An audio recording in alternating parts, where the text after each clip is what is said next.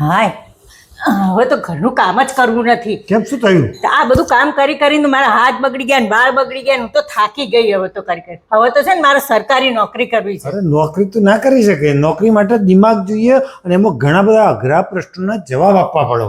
વાત તે કરો. પૂછો હેડો હું બધાને આમ ફટ દઈને તમને જવાબ આપી દઉં. એવું છે? હા હા તો એક પ્રશ્ન પૂછું. પૂછો. એક 50 ફૂટની સીડી છે, હા તેના ઉપર એક છોકરું ચડ્યું, બરોબર. પડ્યું, પણ એને જરાય વાગ્યું નહીં. બોલો કેવી રીતે?